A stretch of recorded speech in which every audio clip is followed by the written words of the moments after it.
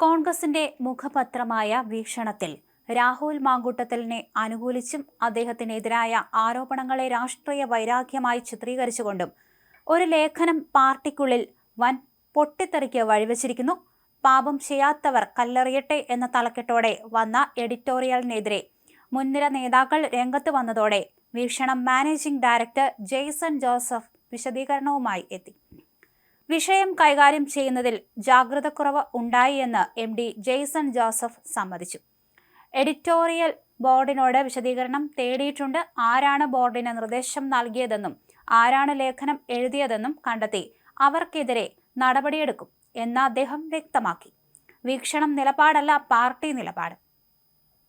ലേഖനം പുറത്തു വന്നതിന് പിന്നാലെ മുതിർന്ന കോൺഗ്രസ് നേതാക്കൾ വീക്ഷണത്തിന്റെ നിലപാടിനെ തള്ളിക്കളഞ്ഞു.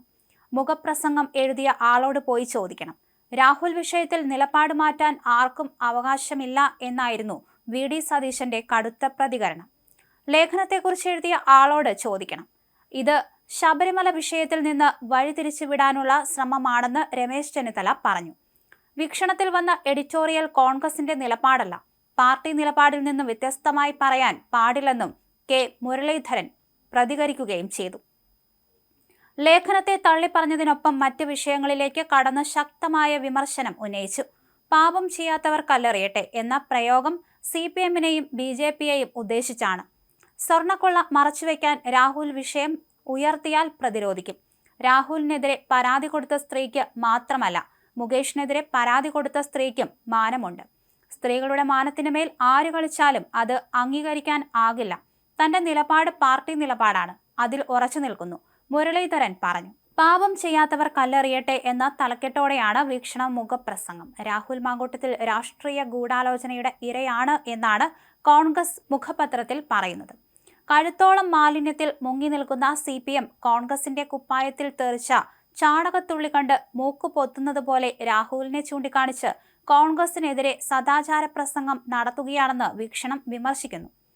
തെരഞ്ഞെടുപ്പ് അടുക്കുമ്പോൾ CPIM എതിരാളികൾക്കെതിരെ കൊണ്ടുവരുന്നതാണ് വ്യാജ ലൈംഗിക ആരോപണങ്ങൾ എന്നാണ് മുഖപ്രസംഗത്തിൽ പറയുന്നത്.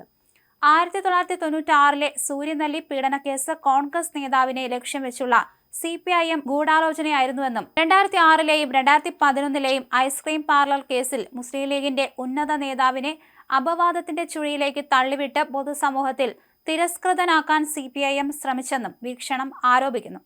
2016 നിയമസഭാ തെരഞ്ഞെടുപ്പിൽ അന്നത്തെ ജനകീയനായ മുഖ്യമന്ത്രിയെ കുറ്റാരോപിതനാക്കാൻ CPMും ഒരു വിഭാഗം മാധ്യമങ്ങളും നുണക്കഥകൾ മെനഞ്ഞ് അദ്ദേഹത്തെയും കുടുംബത്തെയും വേട്ടയാടിയെന്നും ആ വിഷയത്തിലെ ഇര കൊലക്കേസിൽ ശിക്ഷിക്കപ്പെട്ട് ജയിലിൽ തടവ് അനുഭവിക്കുമ്പോൾ കുഞ്ഞിന് ജന്മം നൽകിയ വിശ്വാസ്യതയില്ലാത്ത സ്ത്രീയായിരുന്നു എന്നാണ് മുഖപ്രസംഗത്തിലെ വാദം.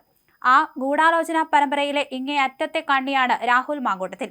പാലക്കാട് ഉപതെരഞ്ഞെടുപ്പിൽ LDFനെയും BJPയെയും ചരിത്ര ഭൂരിപക്ഷത്തിൽ തോൽപ്പിച്ചതായിരുന്നു അദ്ദേഹം ചെയ്ത കുറ്റം.